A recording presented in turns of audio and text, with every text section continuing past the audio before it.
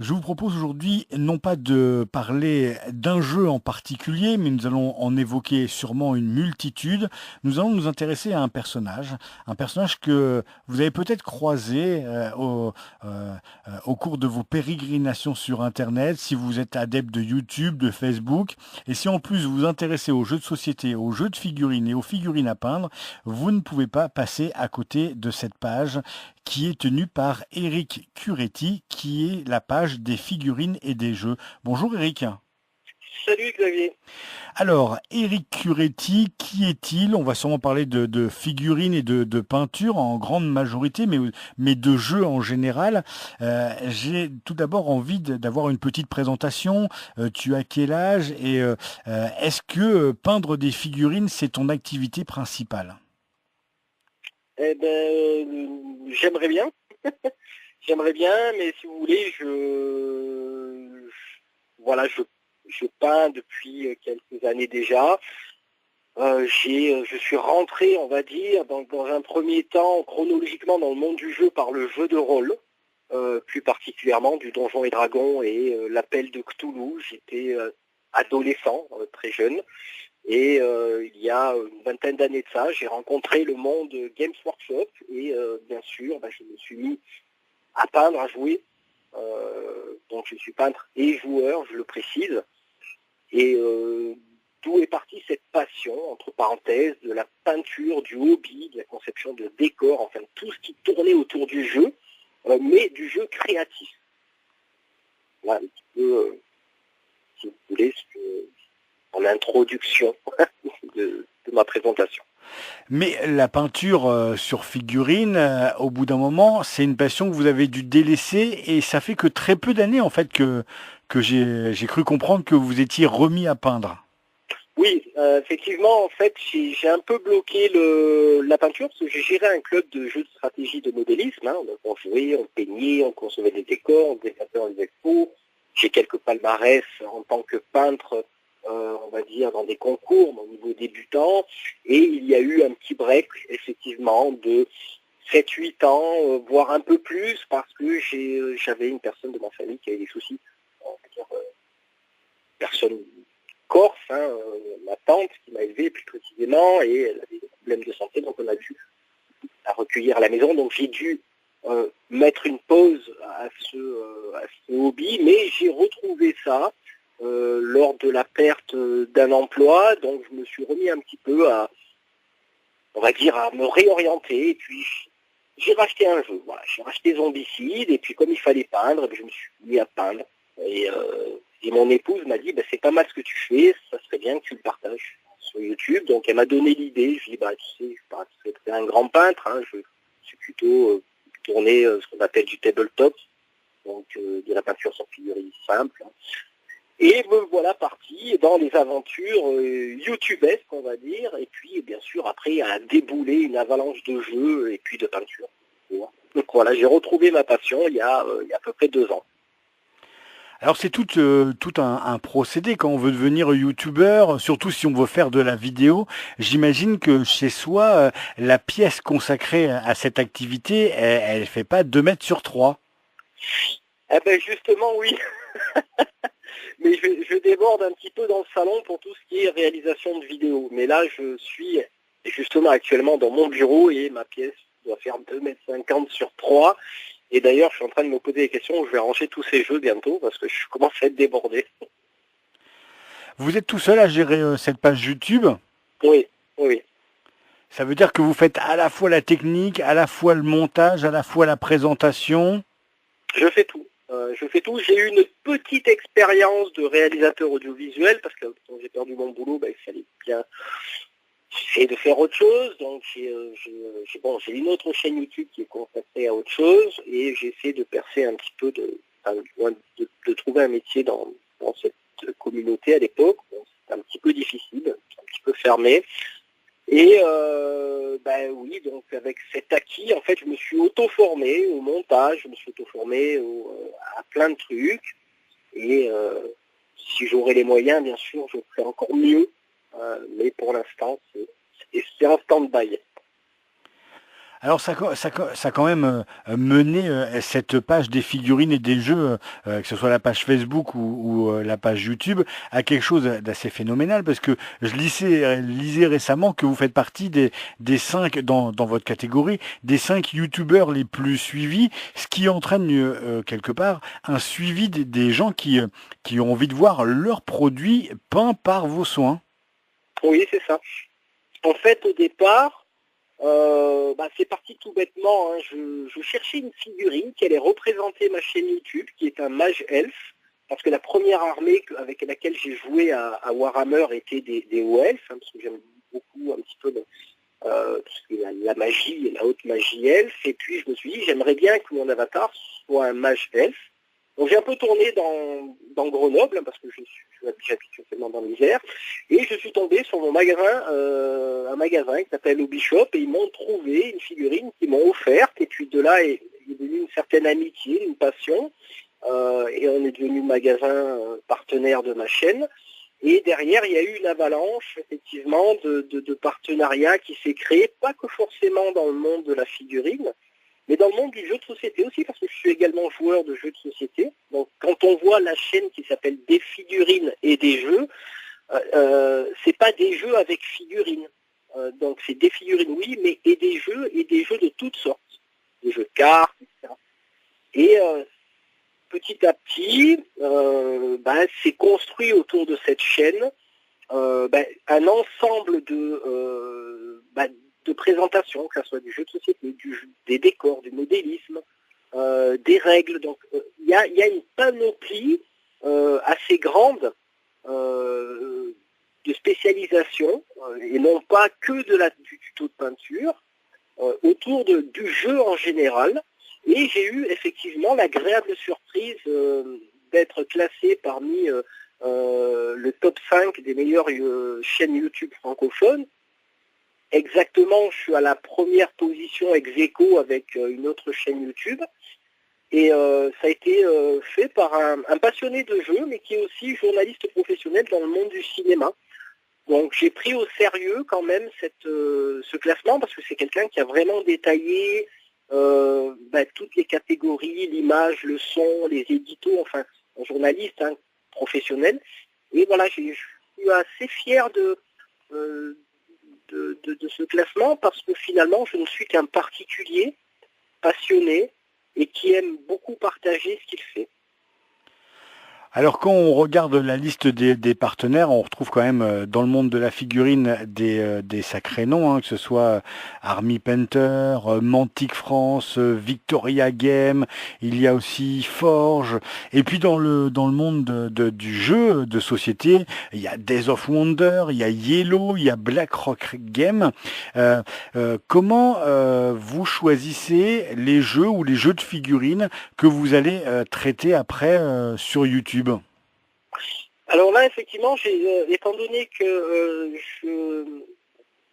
ce partenariat que j'ai fait avec toutes ces grosses enseignes du jeu ont quand même pris au sérieux mes demandes, parce que c'est moi qui suis allé vers eux pour effectivement dire, voilà, tel jeu me plaît, vous êtes une société que j'aime beaucoup vos jeux, est-ce que vous seriez d'accord de m'envoyer un jeu? Moi, j'en fais la présentation, voir les vidéos règles, voir s'il y a de la peinture pour le faire. Et effectivement, j'ai le choix, c'est ça qui est intéressant, parce qu'au départ, je n'avais pas énormément d'abonnés, mais mes vidéos, je fais en sorte que mes vidéos soient de qualité au niveau du son, au niveau de l'image, et je pense qu'ils se sont intéressés à ma chaîne, parce que justement, il y a ce côté un petit peu, sans prétention, semi-professionnel. Et d'ailleurs, je le remercie, tous ces partenaires, parce que c'est grâce à eux que ma chaîne vit, parce que moi, je n'aurais pas pu acheter tous ces jeux et en faire la présentation, tout simplement.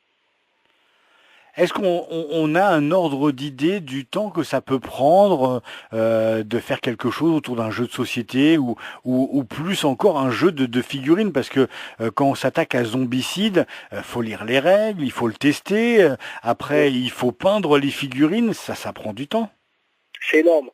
Les gens se rendent pas compte, parce qu'ils ne voient que comment dirais-je, que la version finale. Et derrière, c'est un petit peu comme un film. Je veux dire, quand on prend un film, des fois, il y en a qui mettent 6 mois, 1 an, 2 ans à faire un film. Moi, je sais que, par exemple, pour un tuto de peinture d'une simple figurine, ça peut aller jusqu'à 2 jours. C'est-à-dire, dans un premier temps, je vais peindre la figurine. Il y a le cadrage, il y a la sélection des peintures, il y a l'inspiration de l'artiste aussi, parce que si je suis pas inspiré, je peins pas. Il faut que la figurine m'inspire, ou alors en cours de peinture, elle va m'inspirer. Donc tout ça va prendre du temps. Il y a le temps de séchage, après il y a le temps de montage derrière. Il y a essayer de résumer 4, 5, 6 heures de peinture, bien sûr avec des pauses, hein, en 10-15 minutes, c'est pas évident, parce qu'après derrière, il faut expliquer ce qu'on fait. C'est énorme. Pour moi, c'est même limite un métier, parce que là, comme vous voyez, on s'est appelé tout à l'heure, je rentre du travail, première des choses que je fais, je vais voir si j'ai des messages, je vais voir qui m'a écrit, je travaille sur ma chaîne YouTube, je réponds aux commentaires, parce que je mets toujours un point d'honneur à répondre à tous les commentaires qu'on me pose. Et quand on a un peu plus de 3000 abonnés, des fois, quand il y a des commentaires sur... j'en suis à 192 vidéos actuellement, des fois ça peut être 5, 6, 7, 8 commentaires. Donc pour moi, quelque part, c'est mon deuxième métier, même s'il me rapporte rien. Du plaisir, si ce n'est du plaisir. Ouais, c'est ça. Ouais, je pense que ça vaut beaucoup. Ouais, tout ce plaisir et le partage. Et du coup, est-ce que il vous reste du temps pour jouer, mais jouer pour le plaisir et non pas pour découvrir une règle? Est-ce que, je sais pas, Ouais. vous faites partie d'un club? Est-ce que vous faites peut-être des conventions pour découvrir des choses qui vous auraient échappé? Bien sûr, là je fais partie d'un club, mais bon, malheureusement, mon travail actuellement, comme je suis intérimaire à la déco, donc je ne me permets pas d'aller jouer, mais dès que je peux, je vais dans des événements. J'ai participé au Festival international du jeu à Cannes avec mon partenaire Mantic France sur le stand Walking Dead. J'en ai profité aussi pour aller interviewer mes partenaires. Mais c'est vrai que la plupart du temps, on va dire à 70-80%, c'est du travail sur ma chaîne, c'est la présentation de nouveaux jeux, de nouvelles règles, de nouveaux tutos de peinture. Étant donné que maintenant je suis partenaire officiel avec The Army Painter, donc forcément il y a une traduction anglaise. On va dire je suis pas bilingue, mais je m'aide un petit peu pour faire profiter ma communauté anglophone. Et je joue, on va dire, allez, à 20%. Ça laisse un peu de temps quand même.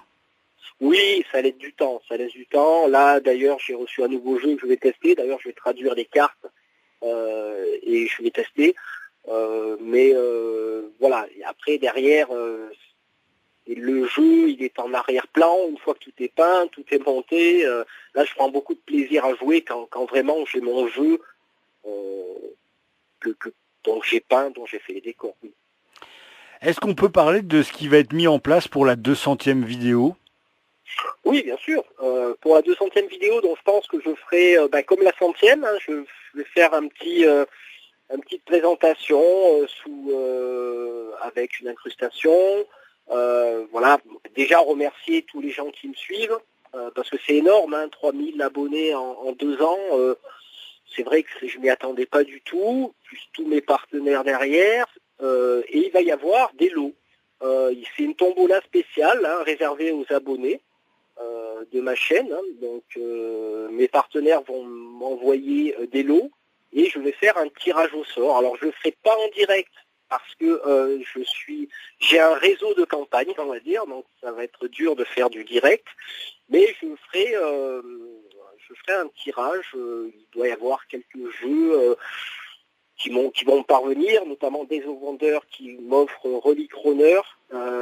J'ai Mantic France au Bishop qui m'offre un jeu Star Saga. J'ai mon partenaire Normandie Wab qui est une entreprise 100% française, je le précise, qui construit, qui développe en France, qui va m'offrir des décors. J'attends encore une ou deux réponses. J'ai mon nouveau partenaire qui s'appelle Légion Distribution, qui est lui carrément un distributeur dans plus de 80 boutiques en France. Qui va sûrement m'envoyer quelque chose. Enfin voilà, j'essaie de construire un projet en fédérant mes partenaires s'ils le désirent. Ça, après eux, c'est eux qui voient.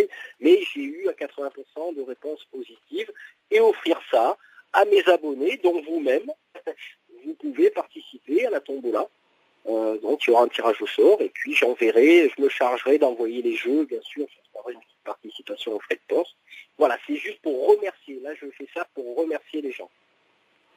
Il suffit juste d'être abonné à la page Facebook ou la page YouTube ou les deux. Non, il faut être abonné à ma page YouTube. Donc là, je demanderai aux personnes qu'elles m'envoient leur nom, leur vrai nom et leur pseudo sous lequel elles sont abonnées à ma page. Je vérifierai quand même, parce que n'importe qui passe par là, mais tiens, il y a une tombola gratuite. Bon, il y a quand même, non, c'est réservé aux abonnés. Et ça va être encore un gros travail de référencement, parce que 3000 abonnés, il fallait les chercher. Voilà, j'avais envie d'être généreux, tout comme je le fais sur ma chaîne. Cette générosité se partage au niveau peinture, au niveau modélisme. Dès que j'ai une idée, je la partage. Et là, c'est pareil. Donc, j'ai envie de partager cette 200e.